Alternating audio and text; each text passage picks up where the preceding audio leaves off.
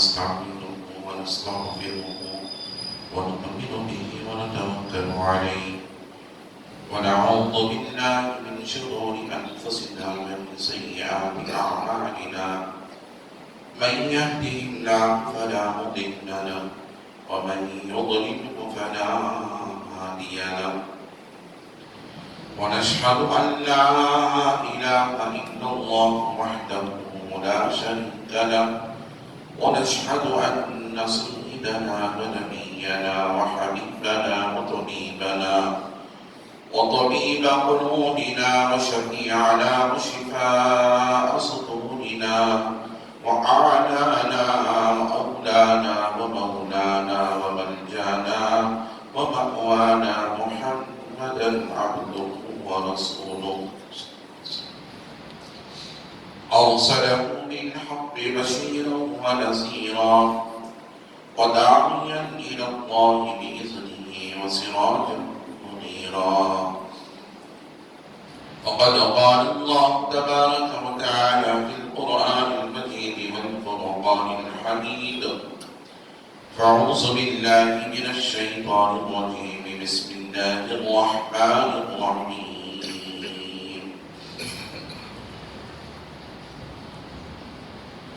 يا أيها الذين آمنوا اتقوا الله وكونوا مع الصادقين صدق الله ورسوله النبي الأمين المكين الكريم ونحن على ذلك لمن الشاهدين والشاكرين والحمد لله رب العالمين.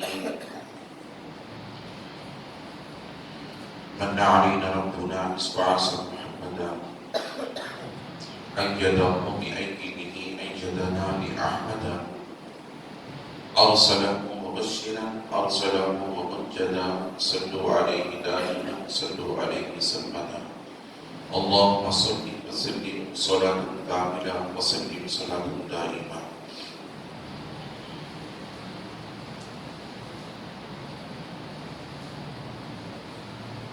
نمود شاد ربانی ظہور نور یزدانی نمود شاد ربانی ظہور نور یزدانی خدا کا دوسرا کوئی نہ کوئی آپ کا ثانی.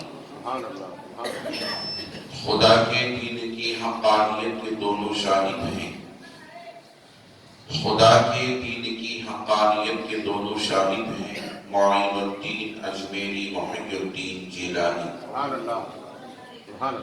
واہ کیا مرتبہ اے غوث ہے بالا تیرا واہ کیا مرتبہ اے غوث ہے بالا تیرا اونچے اونچوں کے سروں سے ہے قدم آلہ تیرا. سر بھلا کوئی کیا جانے کہ ہے کیسا تیرا سر بھلا کوئی کیا جانے کہ ہے کیسا تیرا اولیاء ملتے ہیں آنکھیں وہ ہے تلوار تیرا. سر بھلا کیا کوئی جانے کہ ہے کیسا تیرا اولیاء ملتے ہیں آنکھیں وہ ہے تلوار تیرا. واہ کیا مرتبہ اے غوث ہے بالا تیرا اونچے اونچوں کے سروں سے ہے قدم آلہ تیرا. کیا دبے کس پہ ہو حمایت کا پنجہ تیرا کیا دبے کس پہ ہو حمایت کا پنجہ تیرا شیر کو خطرے میں لاتا نہیں کتا تیرا.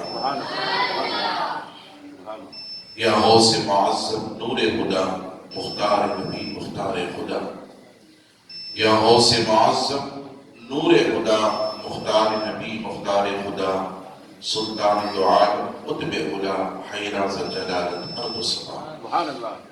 عزیزان محترم معزز سامعین کرام نوجوان ساتھیوں عزیز بچوں السلام علیکم ورحمۃ اللہ وبرکاتہ. خطبے کے بعد میں نے اس آیت مبارکہ کی تلاوت کا شرف حاصل کیا ہے. اس کے آغاز سخن سے قبل آئین مراب میں کا سب سے پہلے قدر خدا کے مکین سراج الصالحین انیس العالمین رحمت للعالمین مکے کے سردار مدنی کے تاجدار دائی حلیمہ کے پیارے بے سہاروں کے سہارے نبی محترم رسول مقرب نور مجسم آفتاب رسالت ماہتاب نبوت قول کونین کی زینت غم گسارے امت صاحب جود و عطا، ہم غریبوں کے آقا و مولا احمد مجتبیٰ جناب محمد رسول اللہ صلی اللہ تعالی علیہ وسلم کی مقدس ذات بابرکات کی بارگاہ میں عقیدتاً محبتاً تحفتاً درود شریف کا نذرانہ پیش فرمائیں۔ پڑھیں اللہم صلی علی سیدنا محمد وعلی آل سیدنا محمد وبارک وسلم صلاۃ وسلام علیک یا رسول اللہ۔ نبی اور آل نبی کی بارگاہ میں ایک مرتبہ محبت انداز میں صلی اللہ علی نبی الامی وآلہ صلی اللہ علیہ وسلم صلاۃ وسلام علیک یا رسول اللہ۔ نبی اور آل نبی کی بارگاہ میں، رسول اور آل رسول کی بارگاہ میں ایک مرتبہ باواز بلند اللہم صلی علی سیدنا محمد معدن الجود والکرم وعلی آلہ الکرام واصحابہ النظام اجمعین وبارک وسلم عبدا لی خمسۃ اطفی بہا حق الوباء الحاتمہ المصطفیٰ والمرتضیٰ وبناہما والفاطمہ فسکت یا الہی کل صابن بحرمت سید الابرار سید۔ عزیزان محترم، اللہ رب العزت کا بے انتہا فضل و کرم ہے جس نے ہمیں اور آپ اس کے پیارے حبیب دانائے غیوب صلی اللہ علیہ وسلم کی امت میں پیدا فرمائے۔ لاکھوں کروڑوں درود و سلام اس کے آخری پیارے رسول علیہ السلام کی مقدس ذات بابرکات پر جن کے خاطر اللہ رب العزت نے تمام کائنات کا وجود بخشا ہے۔ عزیزان محترم، یہ 11ویں شریف کا مہینہ ہے اور سرکار بغداد سرکار سیدنا غوث الثقلین محبوب سبحانی قطب ربانی معشوق یزدانی قندیل دورانی پیر لاسانی میرا محی الدین ابو محمد عبد القادر جیلانی المعروف غوث العظم دستگیر علیہ الرحمت والرضوان کے نام عقیدت مند اپنے گھروں میں 11ویں شریف کی مجالسوں کا انعقاد کرتے ہیں اور فاتحہ خوانی اور لنگروں کا خوب اہتمام ہوا کرتا ہے۔ عزیزان محترم، سب سے پہلے میں آپ حضرات کو بتاتا چلوں، قرآن مقدس کی میں نے اس آیت مبارکہ کی تلاوت کا شرف حاصل کیا ہے۔ اس آیت مبارکہ کے تحت ہم جانیں کہ غوث الثقلین پیران پیر شیخ عبد القادر جیلانی علیہ الرحمت والرضوان کے نام جو ہم اور آپ اور ساری دنیا میں محبین غوث الثقلین 11ویں شریف کی مجلسیں جو منعقد کرتے ہیں اور جن کے نام ہم منسوب کرتے ہیں ان کی زندگی کیا ہے اور ان کا مرتبہ و مقام کیا ہے، اللہ رب العزت نے کس طرح ان کے مقام اور ان کی شان کو بلند فرمایا تھا۔ قرآن مقدس میں اللہ تعالیٰ ارشاد فرماتا ہے یا ایھا الذین آمنوا اتقوا اللہ، اے ایمان والو تم تقوی اختیار کرو۔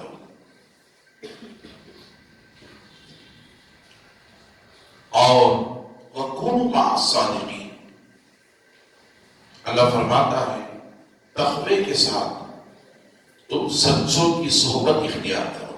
سبحان اللہ، سبحان اللہ۔ یہ دو چیزیں پہلے جاننے کی کوشش کریں، ایک ہے تقوی اور دوسرا ہے اللہ کے نیک بندوں کی صحبت اختیار کرنا۔ سبحان اللہ، سبحان اللہ۔ یہ دو چیزیں اس آیت مبارکہ میں اللہ رب العزت بیان فرما رہا ہے اور اپنے بندوں کو حکم دے رہا ہے یا ایھا الذین آمنوا اتقوا اللہ، اے ایمان والو تقوی اختیار کرو۔ اب سب سے پہلے جان تقوی کس چیز کو کہتے ہیں۔ ہمیں سب سے پہلے یہ جاننا چاہیے کہ تقویٰ کس چیز کو کہتے ہیں۔ تقویٰ اس چیز کو کہتے ہیں، یعنی اللہ رب العزت نے اپنے کلام بلاغت اور قرآن مجید کے اندر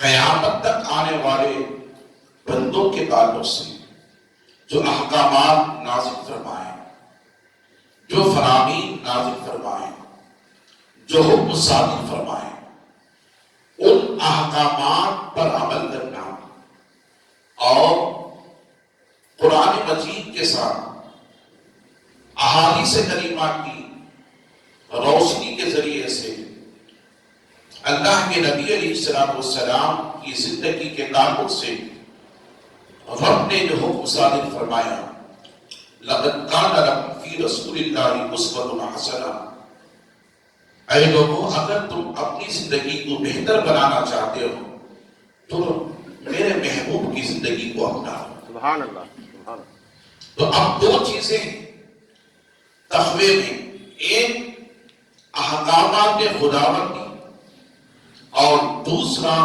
اطاعت رسول صلی اللہ علیہ وسلم، سبحان اللہ، سبحان اللہ۔ اللہ کے نبی علیہ السلام کی زندگی کو اپنانا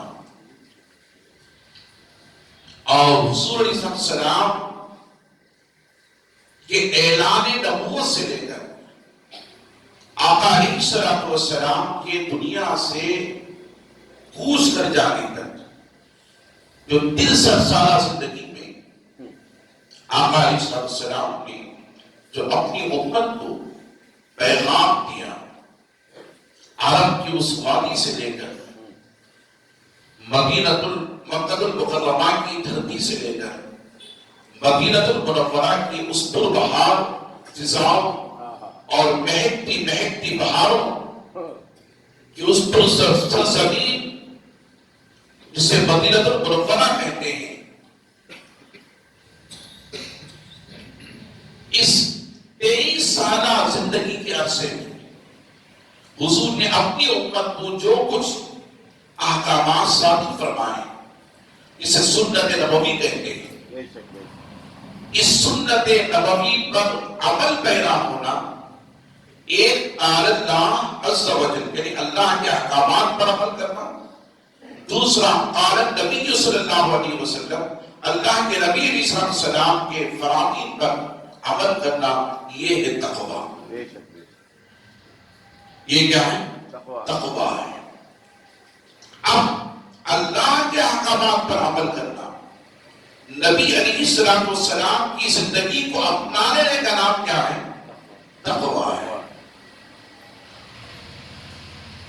اب تقوی جو ہے ہمیں سمجھ میں آیا، اب اسی تقوی میں نماز ہے، اسی تقوی میں روزہ ہے، اسی تقوی میں زکات ہے، اسی تقوی میں حج ہے، اسی تقوی میں قربانیاں ہیں، اسی تقوی میں فطرہ ہے، اسی تقوی میں قرآن مجید کی تلاوت ہے، اسی تقوی میں ماہ سیام کی وہ صلاۃ اللیل ہے جو رات کی نماز جسے ہم تراویح کی نماز کہتے ہیں، اور اسی تقوی میں ماں باپ کی خدمت، اسی تقوی میں پڑوسیوں کے حقوق، اسی تقوی میں یتیموں پر رحم کرنا، اسی تقوی میں بیواؤں کا ساتھ دینا، اسی تقوی میں غریبوں کے ساتھ ہمدردی کے ساتھ پیش آنا، اسی تقوی میں کسی یتیم کے سر کے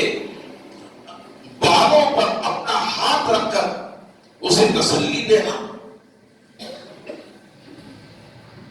یہ تمام تقویٰ میں شامل۔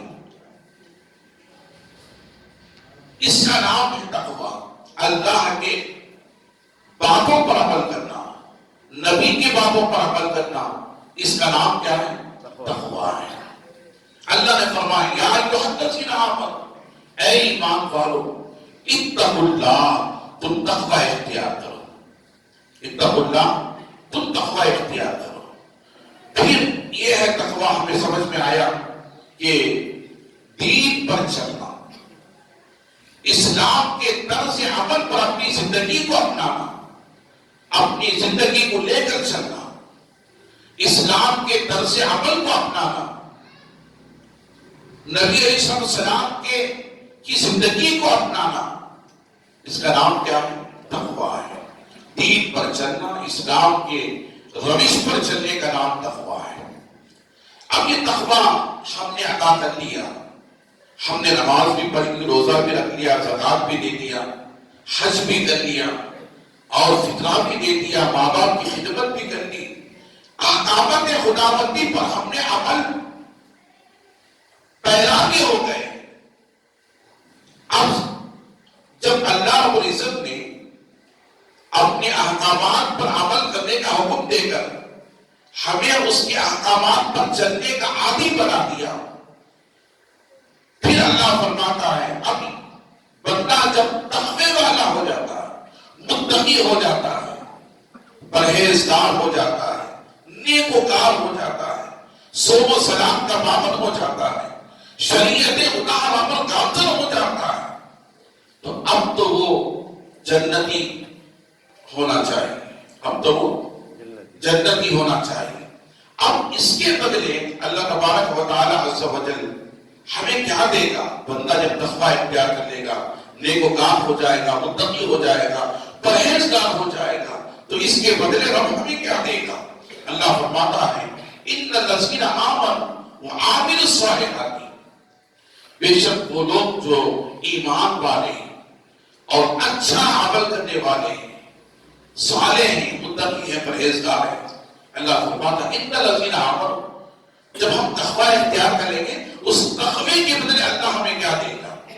اللہ فرماتا ہے قرآن مجید کے اندر ان الذین آمنوا، بے شک وہ لوگ جو ایمان لائے وعملوا الصالحات، اور اچھے کام کیے، نیکی کو اختیار کیے، تقویٰ اختیار کرے کیے، پرہیزگار بن گئے، اولئک هم خیر البریہ، اور یہ وہ جماعت ہے جو جماعت ہمیشہ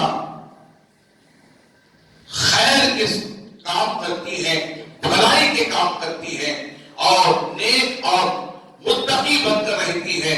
تو عزیزان محترم، اللہ فرماتا ہے جزاؤہم، ایسے لوگوں کے ہاں اللہ عند ربہم، اللہ کے ہاں ان کے لیے جزا یہ ہے، ان کے لیے اللہ کے یہاں جزا یہ ہے، جنات، اللہ نے ان کے لیے جنت رکھی ہے۔ سبحان اللہ، کیا رکھی ہے؟ جنت رکھی ہے۔ اللہ فرماتا ہے میں ایسے بندوں کے لیے جنت کی بشارت دیتا ہوں، میں نے ان کے لیے جنت رکھی ہے۔ جنات تجری من تحتها الانہار، اللہ فرماتا ہے جنت میں نے ان کے لیے رکھی ہے جس کے نیچے میں نے نہریں رکھی ہیں، سبحان اللہ، جن کے نیچے میں نے نہریں رکھی ہیں، جنت بھی دے گا۔ اور اللہ تعالیٰ فرماتا جنات تجری من تحتها الانہار، اور جنت کے نیچے اندر جو اللہ نے نہروں کو رکھا ہے، وہ نہریں کون سی ہیں؟ ایک شہد کی نہر ہے اور ایک دودھ کی نہر ہے اور ایک آب کوثر کی نہر ہے۔ یہ ساری نہریں ہیں جو اللہ نے جنتیوں کے لیے رکھا ہے، متقیوں کے لیے رکھا ہے، نمازیوں کے لیے رکھا ہے، غازیوں کے لیے رکھا ہے، شہیدوں کے لیے رکھا ہے، ماں باپ کی خدمت کرنے والوں کے لیے رکھا ہے، اللہ کے گھروں کو آباد کرنے والوں کے لیے رکھا ہے، رمضان کے روزے رکھنے والوں کے لیے رکھا ہے، رمضان کی تراویح ادا کرنے والوں کے لیے رکھا ہے، اور بڑوں کا ادب کرنے، بزرگوں کا احترام کرنے، بچوں کے ساتھ شفقت و پیار کرنے، اور بیواؤں یتیموں کے ساتھ خیر خواہی ہمدردی کے ساتھ پیش آنے، اور لوگوں کے ساتھ حسن سلوک سے پیش آنے والوں کے لیے اللہ نے نہروں کو رکھا ہے، اور دودھ کی نہر ان کے لیے ہے، شہد کی نہر ان کے لیے ہے، آب کوثر کی نہر ان کے لیے ہے، جنات تجری من تحتها الانہار خالدین فیہا ابدا۔ اللہ فرماتا ہے جنت میں بندہ ایک مرتبہ جب داخل ہو جاتا ہے تو ہمیشہ اسی میں وہ رہتا ہے، وہ باہر نہیں نکلتا، سبحان اللہ، وہ باہر نہیں نکلتا، جنت میں ہو جاتا ہے۔ اب یہ اللہ فرماتا ہے اب ان کی صفت کیا ہے؟ رضی اللہ عنہ ورضوا عنہ، اللہ فرماتا ہے یہ مجھ سے راضی ہیں اور میں ان سے راضی ہوں۔ سبحان اللہ، سبحان اللہ، جو جنتی ہوتے ہیں، جن کے لیے اللہ نے جنت کے اندر نہروں کو رکھا ہے، اللہ فرماتا ہے وہ مجھ سے راضی ہوتے ہیں اور میں مجھ سے راضی ہوں. سبحان اللہ سبحان اللہ سبحان تو گویا پتا یہ چلا جنت ان کے لیے ہے جن سے اللہ راضی ہوتا ہے، اور جنت ان کے لیے بھی ہے جو لوگ اللہ کو راضی کرنے کی کوشش کریں. بے شک بے شک تو اللہ بھی راضی، بندے بھی راضی. اللہ غنی، بندے کس سے راضی ہیں؟ رب سے راضی ہیں. اور رب کس سے راضی ہے؟ بندوں سے راضی ہے. اسی لیے تو علامہ اقبال نے کہا، کیا فرماتے ہیں، مٹا دے اپنی ہستی کو اگر کچھ مرتبہ چاہے. مٹا دے اپنی ہستی کو اگر کچھ مرتبہ چاہے، یہ دانا خاک میں مل کر گلے گلزار ہوتا ہے. سبحان اللہ سبحان اللہ عزیزان محترم، اس وقت تک ہم کامیابی کی منزل کو چھو نہیں سکتے جب تک کہ ہم اپنی زندگی کو رب کے احکامات پر نہ لگا دیں، جب تک کہ ہم اپنی زندگی کو مصطفیٰ جان رحمت صلی اللہ علیہ وسلم کی زندگی پر نہ لگا دیں اور زندگی کو نہ اپنا لیں، حضور کی سنتوں کے پیروکار نہ ہو جائیں. اس وقت تک ہم جو ہے اس وقت تک ہم رب کو راضی نہیں کر سکتے. نہ رب ہم سے راضی ہو سکتا ہے، نہ ہم رب کو راضی کر سکتے ہیں. رضی اللہ عنہ ورضوان، اللہ فرماتا ہے وہ مجھ سے راضی ہوتے ہیں اور میں ان سے راضی ہوتا ہوں. کون وہ بندے ہیں جو نیک ہوتے ہیں، متقی ہوتے ہیں، پرہیزگار ہوتے ہیں. جب جنت مل گئی، نیکی کو اختیار کر لیا، رب بھی راضی ہو گیا اور بندے بھی رب کو راضی کر لیے. اور تو اب اس کے بعد ضرورت کیا ہے؟ اللہ فرماتا ہے وَكُونُوا مَعَ الصَّادِقِينَ، وَكُونُوا مَعَ الصَّادِقِينَ. جب سب کچھ ہو گیا تو اللہ فرماتا ہے اس کے ساتھ ساتھ تم میرے نیک لوگوں کی صحبت اختیار کرو، سچوں کی صحبت اختیار کرو. عزیزان محترم، جب سب کچھ ہمیں مل گیا، ہم نے رب کو راضی کر لیا، رب ہم سے راضی ہو گیا، جنت ہمیں مل گئی، نہریں ہمیں مل گئی، آب کوثر ہمیں مل گیا، شہد ہمیں مل گیا، اور وہاں کا دودھ کی نہر ہمیں مل گئی، جنت کی ساری آسائشیں ہمیں مل گئی. بندہ بخشایا، جنت میں داخل ہو گیا، رب بھی اس سے راضی ہے، یہ بھی اس سے راضی ہے، رب بھی ان سے راضی ہے. تو اب ضرورت کیا ہے؟ ضرورت کیا ہے؟ اللہ فرماتا ہے وَكُونُوا مَعَ الصَّادِقِينَ، وَكُونُوا مَعَ الصَّادِقِينَ. تم سچوں کی صحبت اختیار کرو. رب سے پوچھو مولا جب تقویٰ ہم نے اختیار کر لیا تو اب ضرورت کیا ہے کہ تیرے بندوں کی صحبت ہم اختیار کریں.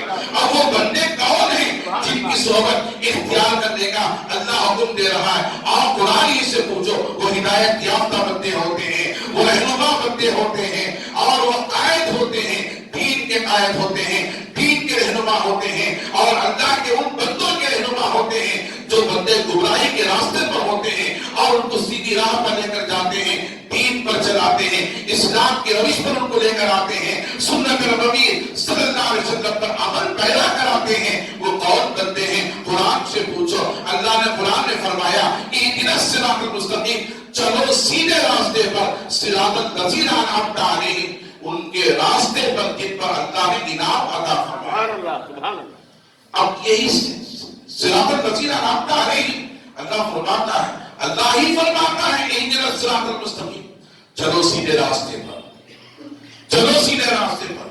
وہ راستہ جو ہدایت والا راستہ ہے، وہ راستہ جو تقوی والا راستہ ہے، وہ راستہ جو نیکی والا راستہ ہے، وہ راستہ جو اسلام والا راستہ ہے، وہ راستہ جو دین والا راستہ ہے، وہ راستہ جو قال نبی قال اللہ تبارک و تعالی عز و جل پر کی معرفت کرانے، قال اللہ تبارک و تعالی عز و جل اللہ کے احکامات پر عمل کرانے والا راستہ ہے. وہ راستہ جو قال نبی صلی اللہ علیہ وسلم اللہ کے نبی کی سنتوں کو منوا کر اور سنتوں پر چلانے والا راستہ ہے. اللہ نے فرمایا اهدنا الصراط المستقیم، چلو سیدھے راستے پر. رب سے پوچھو مولا وہ سیدھا راستہ کون سا ہے؟ پھر اللہ نیچے والی آیت میں فرماتا ہے صراط الذین انعمت علیہم، ان کے راستے پر جن پر اللہ نے انعام ٹھہرایا. سبحان اللہ سبحان اللہ. ان کے راستے پر جن پر اللہ نے انعام ٹھہرایا ہے. اب یہاں ہمیں جاننے کی ضرورت ہے عزیزان محترم، ہر بندہ انعام یافتہ والا نہیں ہوتا، ہر بندہ انعام یافتہ والا نہیں ہوتا. اللہ نے ان کو چن لیا ہے اور ان کے راستے پر چلنے کا ہمیں حکم دے رہا ہے، ان کے راستے پر چلنے کا ہمیں حکم دے رہا ہے. اب رب سے پوچھو مولا وہ تیرے راستے پر چلنے کا تو ہمیں حکم ثابت فرما رہا ہے. جب تک ہمیں معلوم نہیں ہوگا وہ بندے کون سے ہیں، اب ان کے راستے کون سے ہوں گے اور ان کے راستے پر چلنا کیسا ہوگا. اللہ فرماتا ہے آؤ میرے بندو، میں نے تمہیں حکم دیا اہدنا الصراط المستقیم، چلو سیدھے راستے پر، اور میں نے ہی بتایا یہ صراط الذین انعمت علیہم، ان کے راستے پر جن پر رب نے انعام ٹھہرایا. اب یہ بھی بتا دو اولئک، یہ بھی میں تمہیں بتا دوں وہ بندے کون سے ہیں جن کے راستے پر چلنے کا میں تمہیں حکم صادر کر رہا ہوں. اللہ فرماتا ہے انعم اللہ علیہ. سبحان اللہ. اب دیکھیں یہاں پر یہ انعم اللہ، اللہ کا انعام. یہاں پر بھی سورہ فاتحہ کے اندر صراط الذین انعمت علیہم، ان کے راستے پر جن پر اللہ نے انعام ٹھہرایا. بے شک بے شک. اب اللہ فرماتا ہے انعام یافتہ بندے کون سے؟ انعم اللہ علیہ، اللہ کا انعام جن پر ہوا وہ سب سے پہلے جماعت، سب سے پہلی جماعت من النبیین، سبحان اللہ. وہ انبیاء کی جماعت تھی. سبحان اللہ. سبحان وہ کون سی جماعت ہے؟ اللہ. انبیاء کی جماعت ہے. من النبیین، سب سے پہلی جماعت انبیاء کی، وہ صدیقین، اور دوسری جماعت صدیقین کی، سبحان اللہ. سبحان اللہ. وہ شہداء، اور تیسری جماعت شہیدوں کی. اللہ. تیسری جماعت شہید. شہیدوں کی. اللہ فرماتا ہے میں نے انعام یافتہ بندوں میں سے سب سے پہلے انبیاء کو بنایا، بے شک. اور ان کے بعد صدیقین کو بنایا، ان کے بعد شہیدوں کو بنایا. قرآن بتا رہا ہے ان کے راستے پر چلنے کا اللہ حکم دے رہا ہے. کچھ لوگ کہتے ہیں ہم ڈائریکٹ چلیں گے، ہم ڈائریکٹ چلیں گے. تو گویا پتہ یہ چلا قرآن پاک کی سب سے پہلی سورت جو سورہ فاتحہ ہے، اس سورہ فاتحہ ہی کے انکار کر بیٹھے. قرآن کی سب سے پہلی سورت ہی پر ان کا انکار ہو گیا. اللہ فرماتا ہے ان کے راستے پر چلو. یہ چلیں گے، کہیں گے ہم نہیں، کسی کے راستے کو ہم اختیار نہیں کریں گے، کسی کو رہنما نہیں بنائیں گے، کسی کو قائد نہیں بنائیں گے، کسی کو امام نہیں بنائیں گے، کسی کو وسیلہ نہیں بنائیں گے. ہم ڈائریکٹ خدا کے پاس جائیں گے، ڈائریکٹ خدا کے پاس جائیں گے. عزیزان محترم، رب زاویے بتا رہا ہے، رب راستہ بتا رہا ہے، رب طریقہ بتا رہا ہے، رب نظام دے رہا ہے کہ تمہیں زندگی کو مجھ تک پہنچنے کے لیے نظام کے ساتھ چلنا پڑے گا. تمہیں مجھ سے مجھ تک پہنچنے کے لیے رہنما کو اختیار کرنا پڑے گا. تمہیں مجھ تک پہنچنے کے لیے راستہ اختیار کرنا پڑے گا. تمہیں مجھ تک پہنچنے کے لیے زاویہ اختیار کرنا پڑے گا. تمہیں مجھ تک پہنچنے کے لیے طریقہ اختیار کرنا پڑے گا، وسیلہ اختیار کرنا پڑے گا. اللہ فرماتا ہے انعم اللہ علیہم من النبیین والصدیقین والشہداء والصالحین. عزیزان محترم، اللہ فرماتا ہے پہلی جماعت انبیاء کی، دوسری جماعت صدیقین کی، تیسری جماعت شہیدوں کی، اور چوتھی جماعت والصالحین اولیاء کی. سبحان اللہ. سبحان اللہ. اولیاء کی. حضور فرماتے ہیں مجھ پر نبوت کا دروازہ بند، میرے بعد کوئی نبی پیدا نہیں ہوگا، مگر میری امت میں ایک وقت ایسا بھی آئے گا کہ صحابہ کا دور بھی ختم ہو جائے گا، اور میری امت میں ایک دور ایسا بھی آئے گا کہ شہیدوں کا دور بھی ختم ہو جائے گا، مگر میری امت میں اولیاء قیامت تک رہیں گے. سبحان اللہ. سبحان اللہ. حضور ارشاد فرماتے میری امت میں اولیاء قیامت تک رہیں گے. اور یہ بھی جاننے کی کوشش کریں، میرے آقا ارشاد فرماتے ہیں 40 ابدال ہیں. اولیاء کی جماعتوں میں سے ایک جماعت ابدال کی ہے، ایک جماعت ابدال کی ہے. آقا ارشاد فرماتے ہیں، میری طرف توجہ دیں، درود شریف پڑھیں، اللہم صلی علی سیدنا سیدنا حبیبنا نبینا کریمنا مولانا محمد بارک وسلم صلی اللہ علیہ وسلم. والسلام علیکم یا رسول اللہ. دورانی تقریر اگر چھوٹی موٹی حرکتیں ہوتی ہیں تو لوگوں کے ذہن اور میرا خود کا ذہن جو ہے منتشر ہو جاتا ہے، تقریر سے ہٹ جاتا ہے. آپ توجہ دیں، یہ کوئی معمولی چیزیں نہیں ہیں. قرآن سے اور احادیث کریمہ سے چھٹ کر دینا اور قال اللہ وقال النبی، قال نبی صلی اللہ علیہ وسلم کی باتوں کو بتانا، منبر رسول پر بیٹھ کر کے لوگوں کی اصلاح کرنا، یہ کوئی معمولی چیز نہیں ہے. عزیزان محترم یاد رکھیں، یہ بات بھی غلط ہوگی تو گمراہی پر جائے گا، یہ بات بھی غلط ہوگی تو گمراہی गुमराही पर जाएगा। बोलने वाले पर भी गुनाह आयत होगा, चलने वाले पर भी गुनाह आयत होगा। अज़ीज़ान मोहतरम, इसे तवज्जो से सुने। मैं आप हज़रात को अर्ज़ कर रहा था, औलिया के ताल्लुक से मेरे आका इरशाद फरमाते हैं, क़यामत तक मेरी उम्मत में औलिया रहेंगे। उनमें से एक जमात अबदाल की है, औलिया में से एक जमात अगवास की है, एक जमात अकताब की है, एक जमात औताब की है। ये औलिया की जमातों में उनके जो है क्या है, मरातिब हैं। औलिया के मरातिब हैं, उनके मकामात हैं, उनके दर्जे हैं। अल्लाह ने औलिया के अंदर दर्जों को रखा है, जैसा अंबिया के अंदर दर्जों को रखा है। पूछो रब से, मौला तूने अंबिया के अंदर दर्जों को रखा है? हाँ, यकीन रखा है। अल्लाह का कुरान पढ़ो, अल्लाह की किताब पढ़ो। अल्लाह फरमाता है, दिल का रुसूल फतन्ना बादा वाला मिनहुम मन कल्लमल्लाहु व रफा बादहुम दरजात। अल्लाह फरमाता है, हमने एक रसूल को दूसरे रसूल पर फौकियत दी, हमने एक रसूल को दूसरे रसूल पर फजीलत दी है। तो पता ये चला, एक रसूल दूसरे रसूल के बराबर नहीं, एक नबी दूसरे नबी के बराबर नहीं। तो एक नबी जब दूसरे नबी के बराबर नहीं, उम्मती नबी के बराबर कैसे? उम्मती नबी के बराबर कैसे? नादानो, होश से आओ। मेरा रब फरमाता है, जब मैंने एक नबी को दूसरे नबी के बराबर नहीं बनाया, तो तुम गुनहगार नबी के बराबर कैसे हो सकते हो? नबी के बराबर कैसे हो सकते हो? अकीदा लेकर के चले। कुरान कहता है, मेरे आका इरशाद फरमाते हैं, क़यामत तक मेरी उम्मत में 40 औलिया ज़मीन पर रहेंगे। अब इनका काम क्या है और इनका काम क्या है? मेरे आका इरशाद फरमाते हैं, इनका काम ये ज़मीन पर समय मशरिक़ से लेकर मग़रिब तक, शुमाल से लेकर जुनूब तक, समंदरों में रहते हैं, दरियाओं में रहते हैं, पहाड़ों में रहते हैं, नबात और जो ज़मीन पर फैले रहते हैं।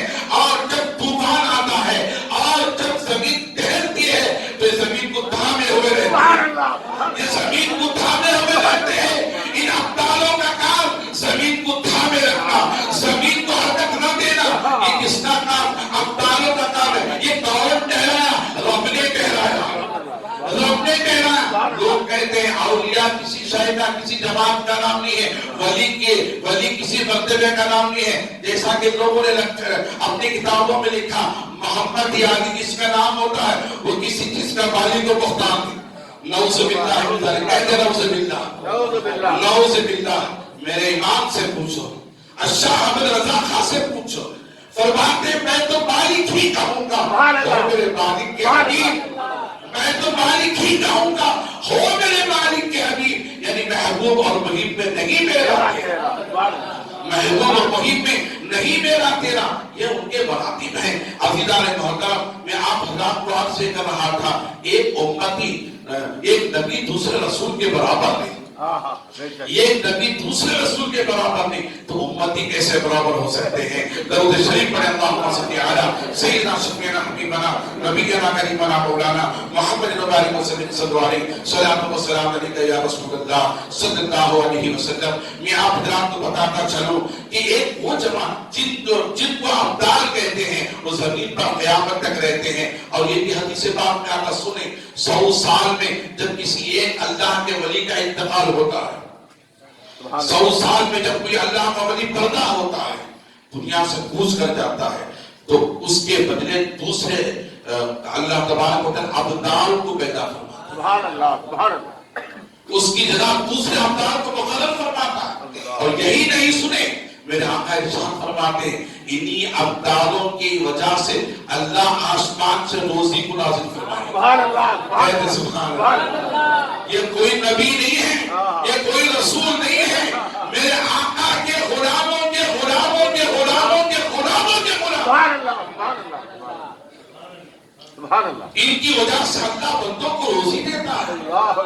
अल्लाह, जब नबी के गुलाम का ये आलम, इसे आसिफ ने क्या खूब कहा, कहते हैं जब उनके गदा भर देते हैं शाहान ज़माना की, सुभान अल्लाह, सुभान अल्लाह। जब उनके गदा भर देते हैं शाहान ज़माना की झोली, मोहताज का जब ये आलम है तो मुख्तार का, सुभान अल्लाह, सुभान अल्लाह। मोहताज का जब ये आलम है, मुख्तार का आलम क्या होगा? अज़ीज़ान मोहतरम, उनकी वजह से अल्लाह रोजी नाज़िल फरमाता है, उनकी वजह से अल्लाह نازل فرماتا ہے اللہ غنی، ان کی وجہ سے اللہ تعالیٰ اس کے بندوں کی دعا قبول فرماتا ہے. یہ اللہ کے نبی کے امت کے اولیاء کا مقام، سبحان اللہ سبحان اللہ. نبی کی امت کے اولیاء کا مقام یہ ہے.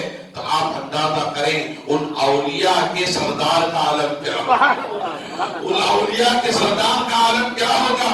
وہ سید الاولیاء، وہ غوث الثقلین، محبوب سبحانی، قطب ربانی، معشوق اسلامی، قطیر نورانی، پیر داسانی، میرا محی الدین، ابو محمد عبد القادر جیلانی، المعروف غوث الثقلین، میرا پیر علیہ رحمت و رضوان کا مقام کیا ہوگا. ان کا مقام کیا ہوگا سنیں. ان کا نام عبد القادر ہے. جب وہ پیدا ہوئے تو ان کے ماں باپ نے ان کا نام عبد القادر رکھا، عبد القادر رکھا. لیکن لوگ ان کو محی الدین کیوں کہتے ہیں، محی الدین کیوں کہتے ہیں؟ عزیزان محترم، وہ دور تاقانیوں کا دور تھا. بغداد کی اینٹ سے اینٹ انہوں نے بجا دی تھی. اسلام کو ختم کرنے کے قریب تھا. مسلمان اپنا ایمان بیچ چکے تھے، تقویٰ چھوڑ چکے تھے، اور پرہیزگاری ختم ہو چکی تھی. دین ختم ہونے کے قریب تھا. میرے آقا نے بشارت دی تھی ایک دور ایسا آئے گا کہ میری امت دین کو فراموش کر دے گی، اور امت مسلمہ ختم ہوتے ہوئے چلے جائے گی، دین کمزور ہوتا ہوا نظر آئے گا. تو ایسے عالم میں میری اولادوں میں سے ایک بچہ پیدا ہوگا، ایک بچہ پیدا ہوگا. دوبارہ وہ بچہ میرے دین کو زندہ کرے گا، میرے دین کو زندہ کرے گا. پوچھو عبد القادر جیلانی سے، آپ کا نام تو عبد القادر ہے. قادر کہتے اللہ کو، اللہ کی ذات کو، عبد کہتے بندے کو، یعنی قدرت والے کا بندہ، قدرت والے کا بندہ. رب سے پوچھو مولا، جب تیرے بندے ولیوں کے سردار پیران پیر روشن ضمیر کا نام عبد القادر رکھا گیا تو زیادہ محی الدین کیوں کہتے ہیں؟ محی الدین کیوں کہتے ہیں؟ محی الدین کہتے ہیں دین کا زندہ کرنے والا، دین کا زندہ کرنے والا. ایک مرتبہ سیدنا شیخ عبد القادر جیلانی پیران پیر رضی اللہ تعالیٰ عنہ ورحمت اللہ تعالیٰ نے گزر رہے تھے تو دیکھا ایک ضعیف آدمی راستے کے اندر عالم میں گر رہا تھا. غوث پاک رضی اللہ تعالیٰ عنہ آگے بڑھے. آگے بڑھنے کے بعد اسے سہارا دیا، سہارا دے کر اسے اٹھایا تو اس بندے نے کہا اے محی الدین، اے محی الدین.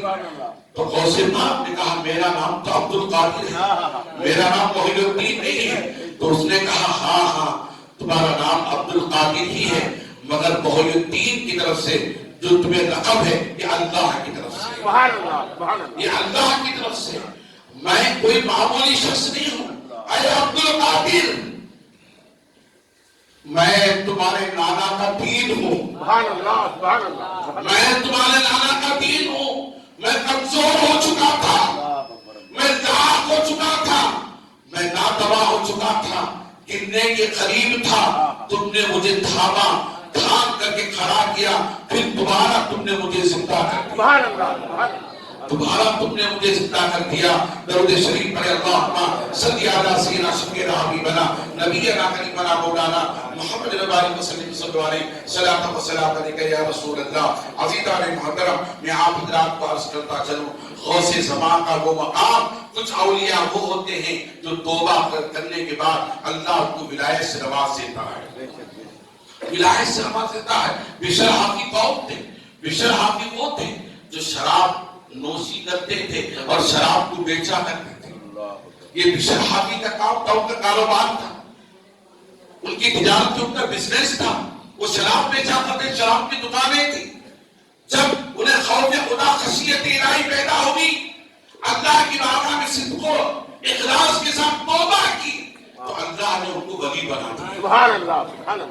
جنید بغدادی ولی نہیں تھے، وہ تو کشتی لڑنے والے تھے، پہلوان تھے، پہلوان تھے. خشیت الہی ان کے دل کے اندر پیدا ہوا، اللہ کا خوف پیدا ہوا اور انہوں نے اللہ کی بارگاہ میں توبہ کی تو اللہ نے ولی بنا دیا. یہ اولیاء ہیں.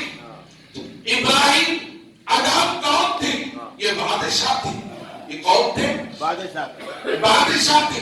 ان کے دل کے اندر خوف خدا پیدا ہوا، خشیت الہی پیدا ہوئی، اللہ کی بارگاہ میں توبہ کی، اللہ نے ان کو ولی بنا دیا. تو بہت سے اولیاء ایسے ہیں جو پیدا ہونے کے بعد اللہ کی بارگاہ میں توبہ کر کے ولایت کا مقام حاصل کر لی، ولایت کا مقام حاصل کر لی۔ یاد رکھ لیں، سب توبہ کرنے سے ولی نہیں ہوتے۔ بے شک بے شک۔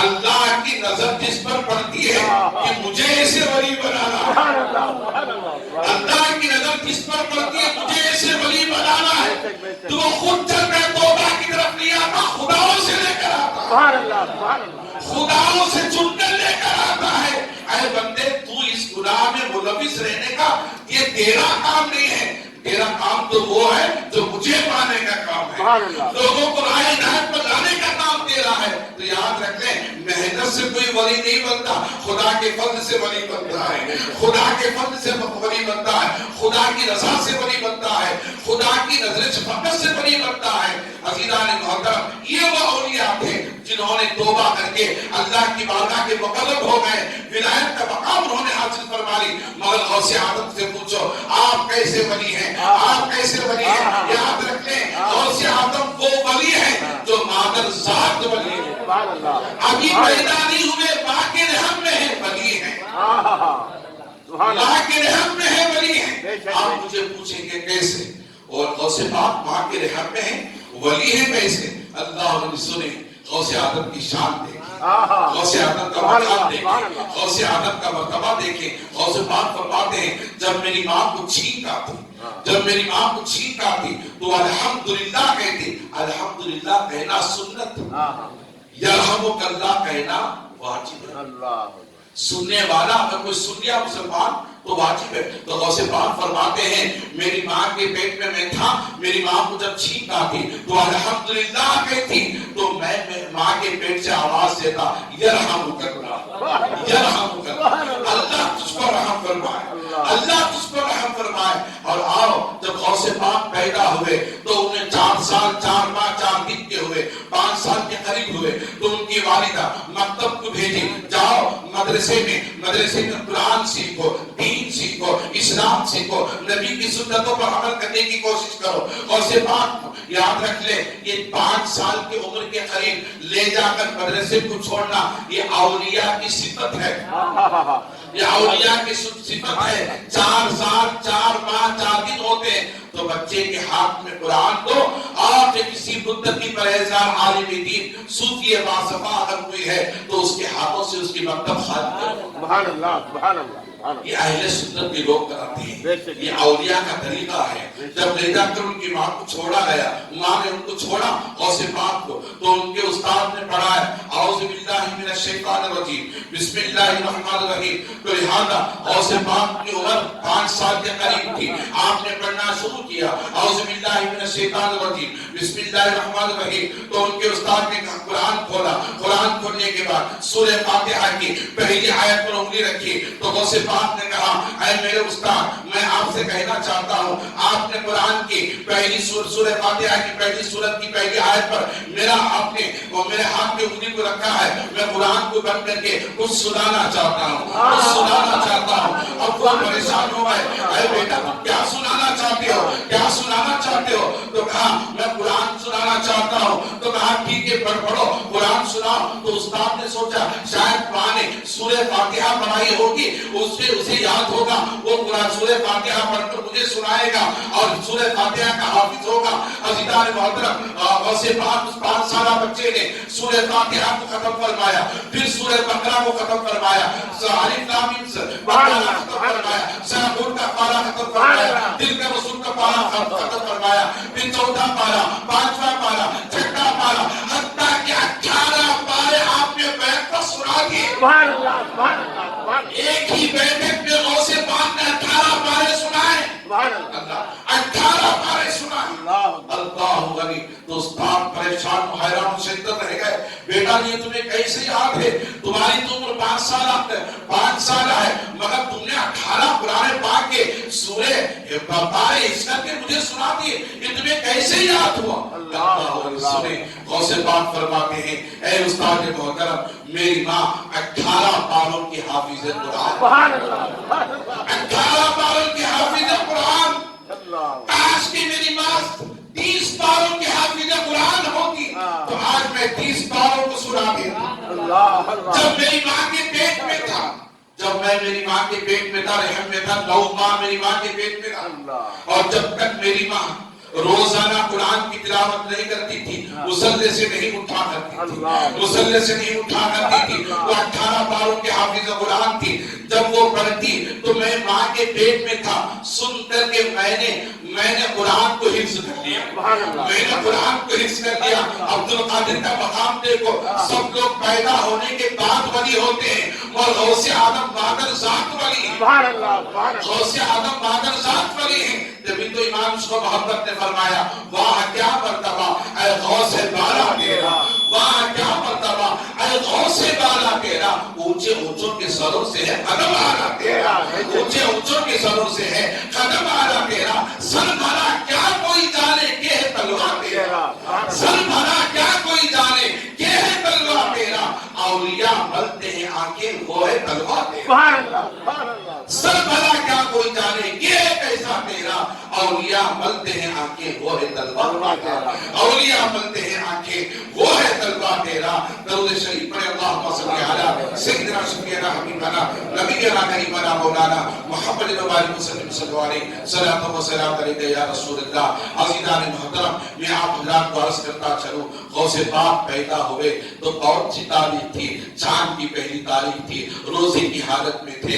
عزیزان محترم، آپ نے ماں کے رحم میں رہ کر 18 پاروں کو حفظ کر دیا۔ میں آپ سے پوچھنا چاہتا ہوں، ہم غوث پاک کے نام لیوا ہیں، ہم غوث پاک کی مجالس منعقد کرتے ہیں، کیا کبھی کسی نے سوچا کہ غوث آدم کا تقویٰ کیا تھا، غوث آدم کی پرہیزگاری کیا تھی، آپ کا مرتبہ کا مقام کیا تھا؟ آپ پیدا ہوئے ایک دن کا عرصہ بھی نہیں گزرا، چاند رات کو پیدا ہوئے، پیر کا دن تھا اور پیر کا دن تھا، غوث پاک بھی پیر کے دن پیدا ہوئے، اور 470